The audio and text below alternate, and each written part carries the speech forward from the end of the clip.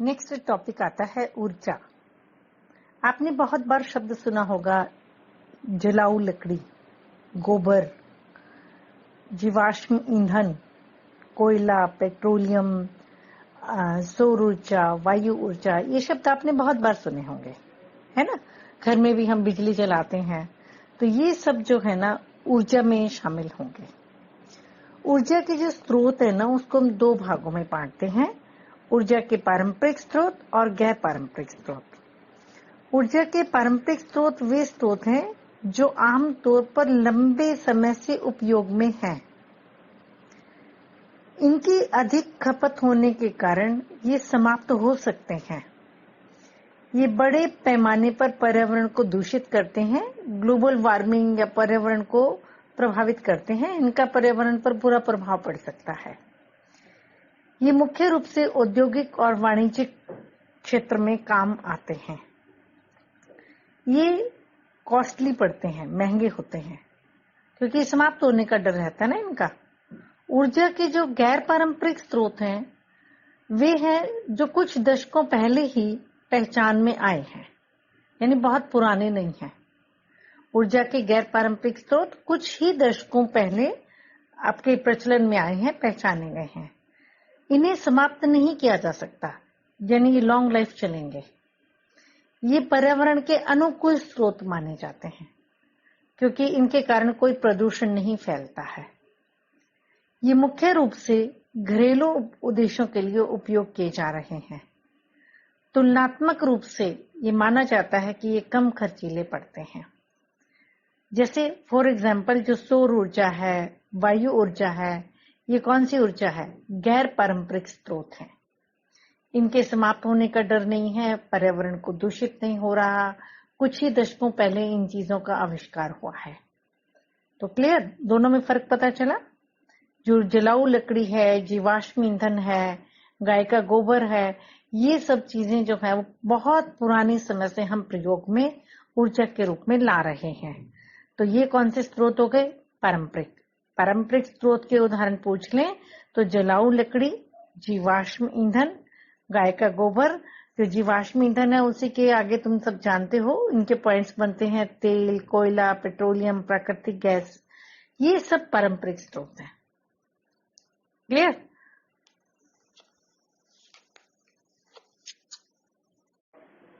ऊर्जा के गैर पारंपरिक स्रोत है ना जो, उसमें मुख्यतः सौर ऊर्जा, पवन ऊर्जा, ज्वार ऊर्जा इत्यादि शामिल हैं। इनका प्रयोग कुछ ही साल पहले शुरू हुआ है और इनकी अपार संभावनाएं हैं। इनका पर्यावरण पर कोई बुरा प्रभाव नहीं पड़ता। अब ऊर्जा के जो स्रोत है ना उनको दो और भागों में भी बांटा जाता है, व्यवसायिक स्रोत और गैर व्यवसायिक स्रोत। व्यवसायिक स्रोत वे स्रोत होते हैं जो सामान्यतः खरीदे और बेचे जाते हैं। जैसे व्यवसाय कर रहे हैं आप, है ना, जिनको बेचा और खरीदा जाता है वो ऊर्जा के व्यवसायिक स्रोत हैं। जैसे कोयला है, पेट्रोलियम है, बिजली है, इसको बेचा और खरीदा जाता है ना। जैसे आपके घर लाइट आती है तो आप लाइट का बिल बेच देते हैं, पेट्रोल डलवाते हैं तो पेट्रोल का पेमेंट करते हैं, कोयला है तो बाजार से खरीद के आते हैं। तो ये ऊर्जा के व्यवसायिक स्रोत हैं। गैर व्यवसायिक स्रोत में मुख्यतः क्या चीज आती है? जैसे जो बेचे और सामान्यतः अक्षर ध्यान रखें, जरूर लिखें, जो सामान्यतः खरीदे या बेचे नहीं जाते। जैसे जो खेत में कृषि का कचरा है ना, जो हमारे जैसे फॉर एग्जाम्पल आपने कपास उगाई, उसकी जो बछंडियां हैं वो आप लकड़ी जलाने के काम में आती हैं। इसी तरह से सूखा गोबर है ना, उपले आप घर पे हम लोग बनाते हैं और उसको हम जलाते हैं। इसी तरह से जलाऊ लकड़ी, कई बार हम पेड़ों की जो लकड़ी गिरती है उसको हम यूज करते हैं घर पे। तो ये गैर व्यवसायिक स्रोत है। इसे प्रकृति ने हमें दिया है और मुफ्त में हमें मिले हैं। नेक्स्ट क्वेश्चन आता है, ऊर्जा का महत्व क्या है? ये क्वेश्चन 3 नंबर या 5 नंबर का आ सकता है, तो इसमें आप पॉइंट वाइज बना के लिखें। नंबर 1, आर्थिक विकास के लिए आवश्यक। किसी भी देश के आर्थिक विकास के लिए बिजली का होना, पेट्रोलियम का होना, ये चीजें बहुत बहुत जरूरी है। जब तक ये चीजें नहीं होंगी तो आर्थिक विकास नहीं हो सकता। है ना। जैसे कोई भी प्रोडक्शन है बिना ऊर्जा के तो संभव ही नहीं हो पाता है। इसी तरह से सेकंड पॉइंट आप लिख देंगे कृषि के लिए आवश्यक। कृषि में ये सहायक होती है ऊर्जा। जैसे आपने देखा होगा ट्यूबवेल चलता है तो उसके लिए आपको ऊर्जा की आवश्यकता है ना, पेट्रोलियम की आवश्यकता है, लाइट की आवश्यकता है। खेतों में लाइट नहीं होगी तो कैसे पेट्रोल जो ट्यूबवेल है वो काम करेगा। इसी तरह से जो हैरो है, कॉम्बाइन है, ये सब चीजें खेतों में जो चलती हैं ये पेट्रोलियम से चलती हैं, है ना। तो ऊर्जा का महत्व कृषि के विकास के लिए है। इसी तरह से उद्योगों के विकास के लिए नेक्स्ट पॉइंट लिख सकते हो। उद्योगों में जो जितनी मशीनें काम कर रही हैं वो बिजली से ही तो कर रही हैं। अगर बिजली चली जाए, ऊर्जा ना हो तो क्या होगा? सारे उद्योग बंद हो जाएंगे, उद्योग चल नहीं पाएंगे, उत्पादन नहीं हो पाएगा। इसी तरह से परिवार के लिए हम सब लोग घर में ऊर्जा का कितना ज्यादा यूज करते हैं। किचन में जाओ तो हमको गैस चाहिए, कमरे में आओ तो आपको लाइट चाहिए, पंखा चाहिए, कूलर चाहिए। ये सब ऊर्जा के स्रोत है। और अगर लाइट नहीं भी है तो आप जलाऊ लकड़ी तो आपको चाहिए ही चाहिए ना, ईंधन तो चाहिए ही चाहिए कि हम खाना बना सकें। तो ऊर्जा का जो महत्व है इसके लिए भी जरूरी है, परिवार के लिए, परिवहन के लिए भी जरूरी है। जो परिवहन सुविधाएं हैं वो सारी ऊर्जा पर ही निर्भर हैं।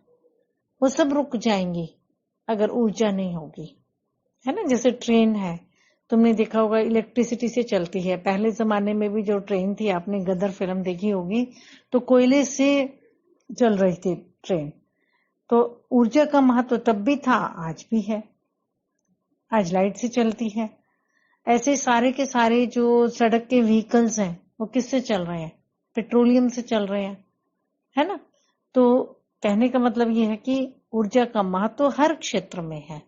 एक बार अगर हम कल्पना करें कि ऊर्जा नाम की चीज नहीं है तो आप समझ जाएंगे कि किसी भी वस्तु का उत्पादन करना मुश्किल है अगर ऊर्जा हमारे पास नहीं है। अब नेक्स्ट आपके मन में प्रश्न आ रहा होगा कि कितने प्रतिशत ऊर्जा जो है वो व्यावसायिक ऊर्जा यूज कर रहे हैं हम, और कितने प्रतिशत ऊर्जा जो है देश में गैर व्यावसायिक स्रोत से यूज कर रहे हैं। भारत में 74% व्यावसायिक ऊर्जा का प्रयोग किया जा रहा है। टोटल जो ऊर्जा हम कंज्यूम करते हैं पूरे देश में, उसमें 74% तो व्यावसायिक ऊर्जा है और बाकी 26% जो है वो गैर व्यावसायिक ऊर्जा का यूज कर रहे हैं। व्यावसायिक ऊर्जा में जो 74% यूज कर रहे हैं उसमें कोयला जो है उसका हिस्सा है 56%, तेल 32%, प्राकृतिक गैस 10% और जल ऊर्जा 2% यूज कर रहे हैं। और गैर जो व्यावसायिक ऊर्जा है उसका टोटल हम 26% यूज करते हैं। एक सब बच्चे ध्यान दें, हम पेट्रोल और पेट्रोलियम उत्पादों पर विदेशों पर ज्यादा निर्भर हैं, आयात पर निर्भर हैं हम।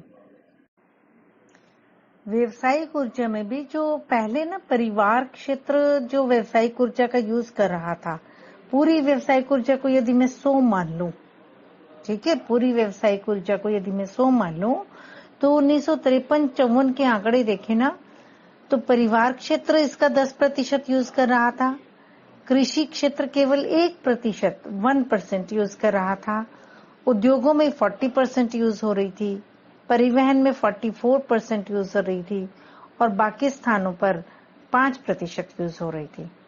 और आज अगर हम देखें 2014-15 के आंकड़े हमारे सामने हैं, अगर हम इनको देखें तो परिवार क्षेत्र 23%, कृषि क्षेत्र में देखो 18%, पहले 1% था, अब ये 18% है। उद्योगों में पहले ये 40% था, आज 44% है। परिवहन में 44% से केवल 2% हो गया है। अन्य में 5 से बढ़कर 13 हुआ है। यानी जो व्यावसायिक ऊर्जा है उसका यूज परिवार क्षेत्र में तेजी से बढ़ा है, कृषि क्षेत्र में तेजी से बढ़ा है, उद्योगों में कम % बढ़ा है, परिवहन में गिरा है। ठीक है, ऊर्जा के स्रोतों में जो % है ये नहीं कह रहे हम सब बच्चे यहाँ ये ध्यान रखें, लग रहा होगा कि रोड पर तो बहुत सारे व्हीकल्स अब नजर आते हैं, परिवहन में कैसे हम कम परसेंट यूज कर रहे हैं। हम ये कहना चाह रहे हैं कि पूरी ऊर्जा को आपने 100 मान लिया, तो पहले ज्यादा हिस्सा किसको जा रहा था? किसको जा रहा था? परिवहन को इसका ज्यादा हिस्सा जा रहा था। और आज इसका ज्यादा हिस्सा किसको जा रहा है? उद्योगों को, कृषि को, परिवार को, वहां ज्यादा जा रहा है। परिवहन का हिस्सा तेजी से कम हुआ है। चलिए अब हम विद्युत ऊर्जा की बात करते हैं। बिजली जो आप घर में यूज कर रहे हैं उसकी बात करते हैं। जब हम तेज बहने वाली नदियों और बड़े बड़े बांधों से बिजली का उत्पादन करते हैं तो इसे जल विद्युत नाम से पुकारा जाता है। जब यूरेनियम, थोरियम, प्लूटोनियम जैसे आणविक पदार्थों से बिजली का उत्पादन करते हैं तो उसको हम आणविक विद्युत नाम से पुकारते हैं। और जब हम कोयले से ऊर्जा बनाते हैं तो उसे तापीय ऊर्जा नाम से पुकारते हैं। भारत में विद्युत जो बन रही है, जो बिजली बन रही है, विद्युत ऊर्जा का विकास 19वीं शताब्दी के एंड में शुरू हो गया था। 1897 में दार्जिलिंग में बिजली आपूर्ति का काम सबसे पहले शुरू किया गया था। इसके बाद 1902 में कर्नाटक में शिव समुदाय में पन बिजली घर स्थापित किया गया था। और आजादी से पहले भारत में जो बिजली बनाने का काम है वो केवल निजी क्षेत्र के हाथ में था और केवल शहरों में ही था। आजादी के बाद 1948 में विद्युत आपूर्ति अधिनियम बनाया गया। पेपर में प्रश्न आ जाए, विद्युत आपूर्ति अधिनियम पहली बार आजाद भारत में कब बना? 1948 में बना। पंचवर्षीय योजनाओं के दौरान भारत में राज्य बिजली बोर्ड का गठन देश भर में बिजली आपूर्ति उद्योगों के व्यवस्थित विकास के लिए एक महत्वपूर्ण कदम था। यानी जो राज्य बिजली बोर्ड है उनकी शुरुआत पंचवर्षीय योजनाओं के दौरान शुरू की गई। इसी जो 1948 में अधिनियम बनाया गया, इसी के तहत पंचवर्षीय योजनाओं के में राज्य बिजली बोर्ड बने, इनका गठन हुआ ताकि जो इसकी आपूर्ति है, बिजली की आपूर्ति, वो व्यवस्थित ढंग से हो सके। कई योजनाएं भी शुरू की गई। ताप, जल, परमाणु शक्ति घरों की स्थापना करके बिजली के उत्पादन में वृद्धि की बात भी की गई। बिजली ऊर्जा का सबसे आसान, सुविधाजनक, उपयोगी रूप है। इसे बहुत कम लागत में दूर दूर तक पहुंचाया जा सकता है। इसका प्रयोग कृषि उत्पादन में, औद्योगिक उत्पादन में, परिवहन में, जैसे रेल परिवहन या ये घर में खाना पकाना है, टीवी है, रेफ्रिजरेटर है, इन्वर्टर है, वॉशिंग मशीन, ये सब चीजें जो आप यूज करते हैं इसमें हमको बिजली की जरूरत पड़ती है।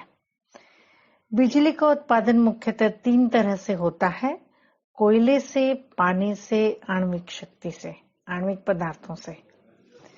जब कोयले का उत्पादन बिजली से होता है तो इसको हम ताप बिजली कहते हैं। हम सब जो बिजली का यूज कर रहे हैं ना, ये देश के विकास के लिए बहुत जरूरी है। देश को अगर 8% अपना विकास करना हो, यानी जीडीपी में अगर हम 8% वृद्धि करना चाह रहे हैं एक साल में, तो हमने बिजली का उत्पादन जो है वो 12% करना पड़ेगा। यानी 12% बिजली का उत्पादन होता है, तब 8% आर्थिक विकास की संभावना रहती है। यानी जो आर्थिक विकास है उसमें बिजली की अहम भूमिका है।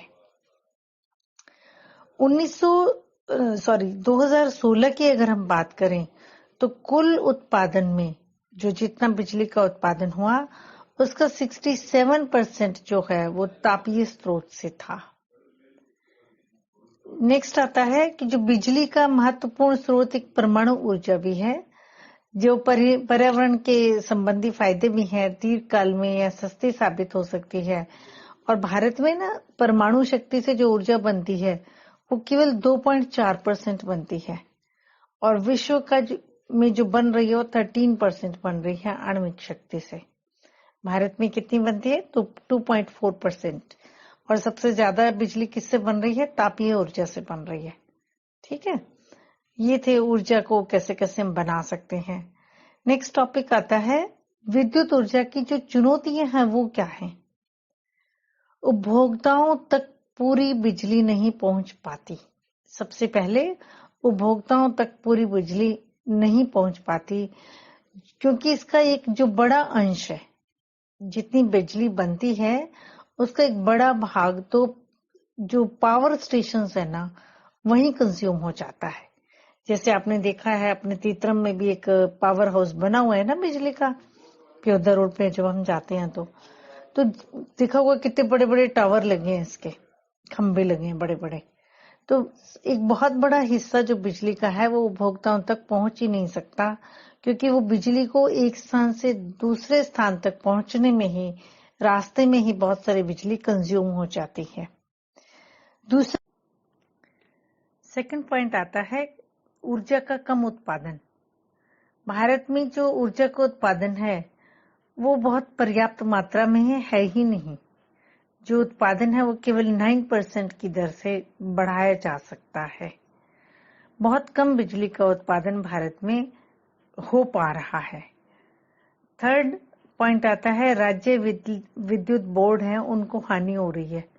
बहुत सारे लोग बिजली की पेमेंट नहीं कर पा रहे हैं। बिजली का जो वितरण है वो उचित ढंग से नहीं हो पा रहा है। जो नुकसान है वो बहुत अधिक मात्रा में राज्य बिजली बोर्ड को उठाना पड़ रहा है। फोर्थ है निजी क्षेत्र की बहुत कम भूमिका है। निजी क्षेत्र जो है ना भारत में बहुत कम भूमिका निभा रहा है, यानी बहुत कम ऊर्जा का उत्पादन जो है वो निजी क्षेत्र के द्वारा नहीं किया जा रहा। सारा उत्पादन कौन कर रहा है? सार्वजनिक क्षेत्र उत्पादन कर रहा है। निजी क्षेत्र की भूमिका नहीं है, बहुत ही कम है। नेक्स्ट जनता में असंतोष है क्योंकि आपने देखा होगा बहुत बार बिजली कट जाती है क्योंकि बिजली का उत्पादन ही कम हुआ है, तो जनता तक कम पहुंच पाती है। तुमने देखा होगा कभी 3 घंटे का कट लग रहा है, कभी 5 घंटे का कट लग रहा है। जनता में असंतोष है। नेक्स्ट जो कच्चे माल है उसका अभाव है। भारत में जो बिजली है उसके लिए जैसे कोयले की कमी होती चली जा रही है, पानी की दिक्कत होती जा रही है, तो प्रोडक्शन में दिक्कत आ रही है। मांग की अपेक्षा पूर्ति कम है। जितनी देश में मांग है ऊर्जा को लेके उससे पूर्ति यानी उत्पादन बहुत कम हो पा रहा है।